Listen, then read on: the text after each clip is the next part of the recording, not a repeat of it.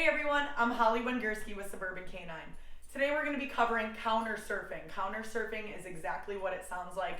Your dog quite literally surfing the counter. Now, we often recommend setting up counter surfing when you have time to work on it. So, by setting it up during the day when I actually have time to focus my attention on Hattie, I am able to ensure that she's going to be much better behaved for dinner later tonight.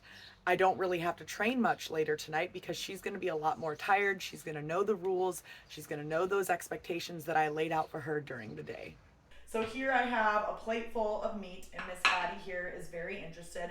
Of course, she has leash and collar on because of the fact that she is quite naughty. So we're going to be setting this up by putting turkey and maybe ham on the corner of the table. If she goes for it, I'm going to be saying no and issuing her a correction. So I'm quite literally going to say no, tug upward on the leash, and I expect to see a change in mindset. So you can see she's thinking about it. I'm okay with her being interested, but I'm not okay if she were to try to go for the turkey or jump up on the counter and try to go for it as well. Now, in this scene, of course, I'm following rules that I expect in my house. So I don't necessarily like if a dog gets too close for my comfort or they're ready to chomp their teeth and steal it, because then they have the mindset that they're going to steal the food. Everyone has different rules in their family, so whatever rules make sense for you and your family, you could apply those during training. So I have some clients that want their dogs completely out of the kitchen when they're cooking.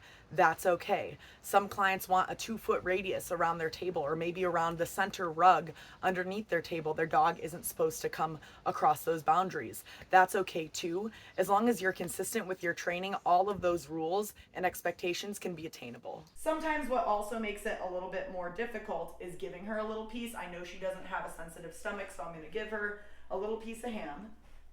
There you go. Good girl. And I'm going to bring the ham right up here. I am expecting her to go for this because this is a lot harder. I'm going to also step away. One thing I don't want to do, I don't want to micromanage and just stand right on top of her. She's sniffing. She's not going for it. She's actually doing quite well.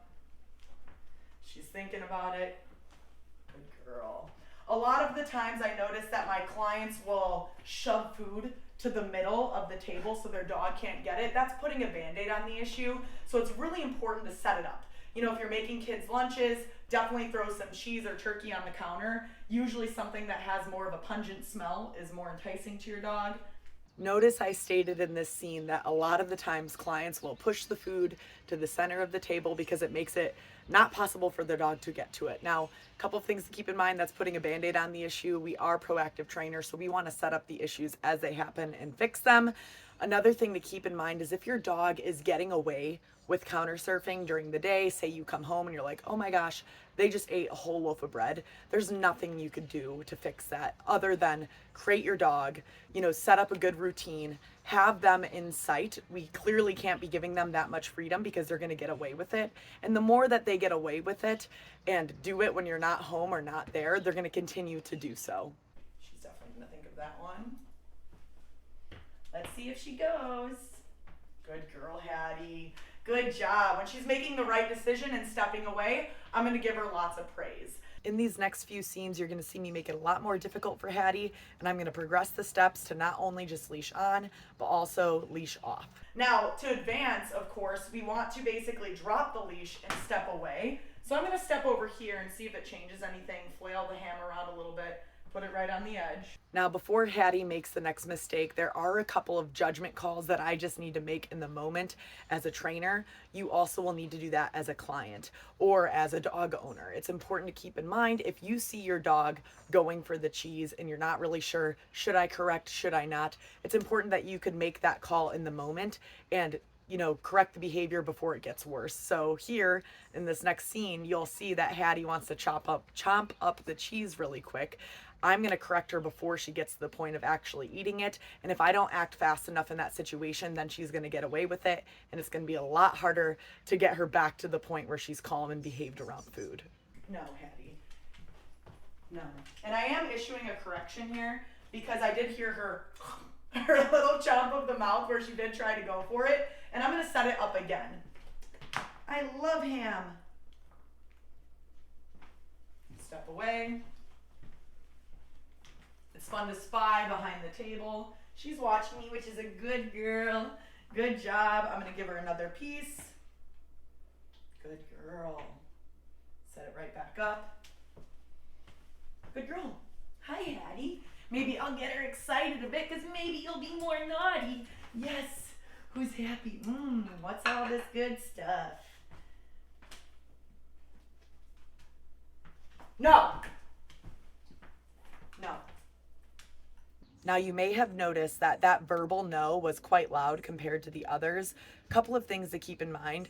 Hattie is an extremely great dog, but she is very pushy with her family. There has been many times where she has snatched food out of kids' hands, snatched food off the counter and just chomps it up really quick. Oftentimes I would rather say no firmly in the moment and give a good correction here and there rather than saying no tug 20 plus times. Now, of course, if you have a dog on the opposite spectrum of things where your dog is quite sensitive to corrections, you definitely can read your dog and know what makes sense for them. But I know Hattie is pushy and she'll definitely go back and do it again if you don't give a firm no and correct her in the moment. Notice I said no right in the moment.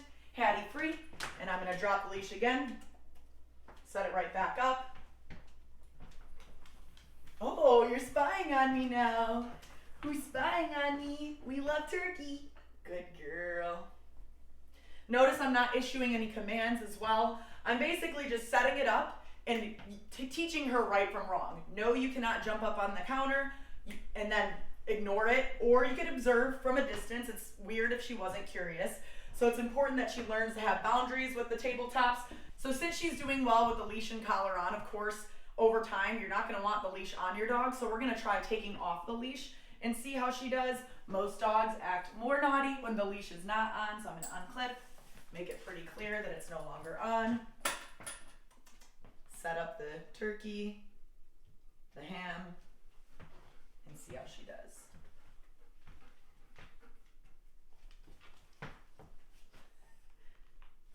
No. No, Hattie. No. Hattie, free. Let's try again. She loves using that giraffe tongue to try to get the ham off the counter. Now, taking the leash off is an awesome step to do. However, if you have a dog that is going to run from you or they are just a complete maniac with the leash completely off, a short leash can be an awesome option.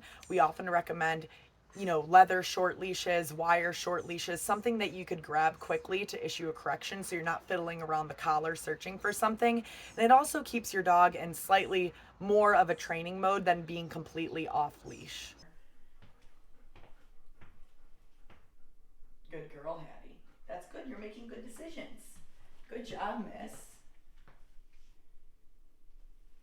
No. No. And you can see I'm just giving a tug on the collar, directionally upward, and she sits out of respect because she understands I can't be jumping up and going right back to do that bad behavior.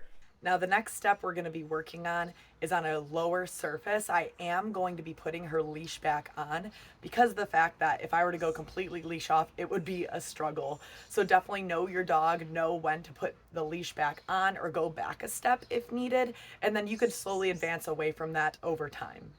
Lower surfaces are typically a lot more difficult than higher surfaces, so definitely important to keep in mind that this is a more realistic expectation of what families see around, food and their dogs. So they'll have a coffee table set up, their kids are eating popcorn, their kids are walking around with food in their hands.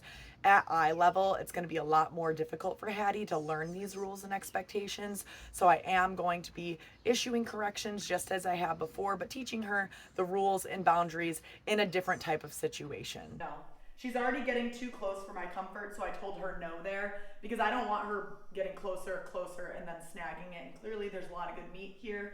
So I'm going to kind of move the table a bit closer. No, Hattie. Just like that. That's so much better. You could see she respected me. She sat down out of respect. Hi, Hattie. Good girl. No. No, Hattie. I sit that butt down. There you go. Hattie, you're free. And now here you can see she's actually looking up to me for almost guidance. Okay, what am I supposed to do here? She's still curious about the food. I wouldn't be surprised if we all of a sudden saw some slobber on the table, but she's respecting the boundary here. A couple of things to keep in mind: if this was too hard for her, I might need to walk her back and forth and calm her down a little bit next to the food if she's just like, I'm gonna steal it. No, Hattie. No. Hey, sit that butt down. Thank you. Whenever she thinks I'm not paying attention, she starts going for it. Hi, Hattie, you're free. I'm gonna walk her around the table a bit, see if she goes back for it. And then the same things that I would do to advance, just like I did in the other room, is I would drop the leash and then also eventually get further away from her, just to make it a lot harder. It is at a lower surface, so you have to be fast.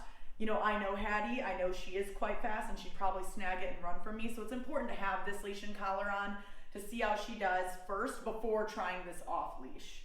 Good girl. Since she's doing quite well, I'm gonna do one more loop around the table and then I'm gonna unclip the leash. Hi, Hattie. Good girl. She's probably gonna test me here. Good girl.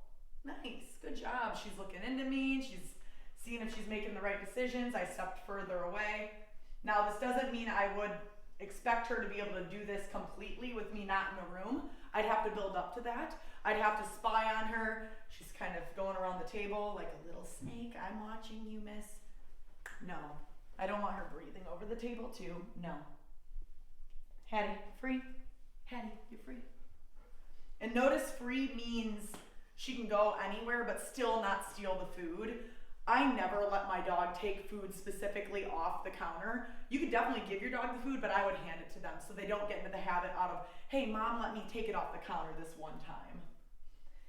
Overall, she's doing really, really awesome. So keep in mind, like I said, ways to advance: out of sight, moving further away, lower levels, leash on, and then advancing to nothing on. If you like this video, definitely hit the like button and subscribe to our YouTube channel. Thanks for watching.